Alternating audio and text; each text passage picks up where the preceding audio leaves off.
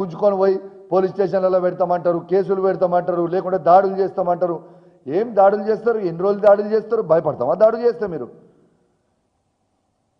ఖచ్చితంగా నేను చెప్తున్నా, పార్టీ మారిన ఎమ్మెల్యే సంజయ్ సిగ్గు శరము లజ్జ మానము అన్నం తింటుంటే ఇలా నీకు దమ్ముంటే రాజీనామా చేయి.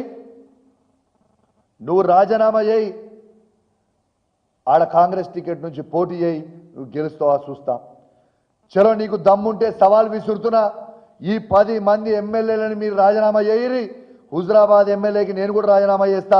పోటీకి దిగుదాం, ప్రజల పక్షాన నిలబడదాం. ప్రజల పక్షాన నిలబడి ప్రజలు ఏమి జవాబు చెప్తారో, ఎట్ట జవాబిస్తారో చూద్దాం. పారి మీకు దమ్ము లేదా? మీకు దమ్ము లేదా? మీ 10 మంది రాజీనామా చేయరి, నేను కూడా ఎమ్మెల్యేగా రాజీనామా చేస్తా. అవసరమైతే కేసీఆర్ గారిని రిక్వెస్ట్ చేసి మా బీఆర్ఎస్ పార్టీ ఎమ్మెల్యేలు అందరం కూడా రాజీనామా చేస్తాం. ఎలక్షన్లకు పోదాం, చూద్దాం. ఇక మీరేంది మేమేందో చూసుకుందాం. ప్రజలు జవాబు చెప్తారు కదా. దీనికి జవాబు చెప్పరు. దాడులు చేస్తాం, కొడతాం, గుద్దుతాం, పోలీస్ కేసులు పెడతాం. అసలు నేను అడుగుతున్నా, నిన్న సిగ్గు శరము లజ్జ మానం ఉందా? మా యాదాద్రి భువనగిరి జిల్లాలో మా పార్టీ ఆఫీస్ మీద దాడి చేస్తారా?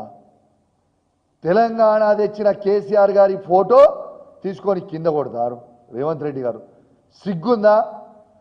చావు నోట్ల తలబెట్టి తెలంగాణ తెచ్చిన కేసీఆర్ గారి ఫోటో తీసి కింద ఎట్లా కొట్టబుద్ధి అయింది మీకని నేను అడుగుతా ఉన్నాను. ఇలా ఇదే రేవంత్ రెడ్డి గారు కూడా ఆ కుర్చీలో కూర్చుందంటే అది కేసీఆర్ గారి భిక్షనా కాదా? ఇలా తెలంగాణని ప్రపంచంలో గుర్తుపట్టేటట్టు చేసింది కేసీఆర్ గారు కాదా? ఇలా హైదరాబాద్ని ఇవాళ భారతదేశంలోనే టాప్ సిటీగా నిలబెట్టింది కేసీఆర్ గారు కాదా?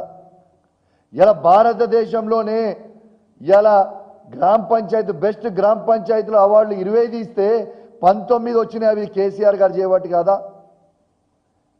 ఇలా 33 జిల్లాలని కేసీఆర్ గారు చేసి అద్భుతమైన కలెక్టరేట్లు, అద్భుతమైన సెక్రటేరియట్లు, అద్భుతమైన పోలీస్ కంట్రోల్ రూమ్లు, ఇలా 33 మెడికల్ కాలేజ్లు ఇవన్నీ చేసింది కేసీఆర్ గారు కాదా? ఎట్లా చేయబుద్ధి అయిందయ్యా?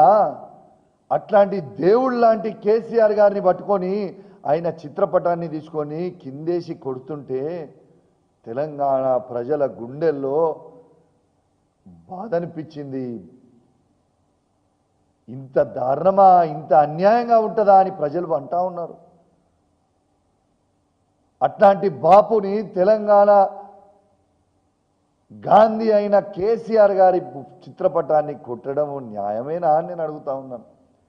తెలంగాణ ప్రజల్లారా, అసలు ఈ ప్రభుత్వం ఏమి చేస్తుంది అనేది ఒక్కసారి ఆలోచన చేయండి. ఈ రేవంత్ రెడ్డి ఏం చేస్తున్నాడనేది ఆలోచన చేయండి. ఇందుకా తెలంగాణ తెచ్చుకుంది? కష్టపడి తెలంగాణ తెస్తే ఈ విధంగా బిహేవ్ చేయడం ఎంతవరకు కరెక్ట్ అని నేను అడుగుతా ఉన్నాను. అదే విధంగా నేను హెచ్చరిస్తా ఉన్నాను. రేవంత్ రెడ్డి గారు మీకు కూడా చెప్తా ఉన్నాను, నేను హెచ్చరిస్తా ఉన్నాను. నేను డీజీపీ గారికి కూడా హెచ్చరిస్తా ఉన్నాను.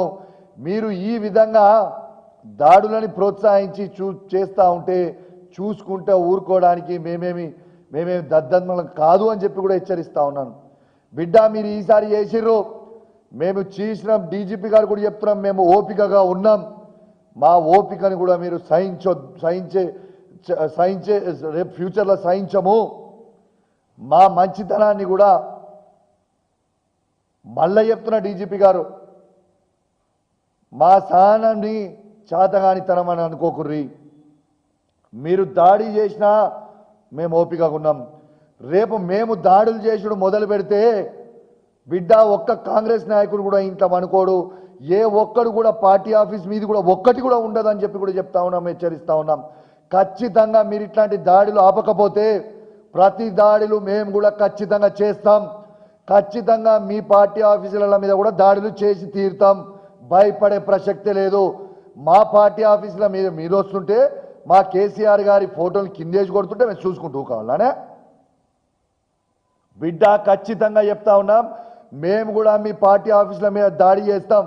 ఇట్లా మొదలైతే డీజీపీ గారు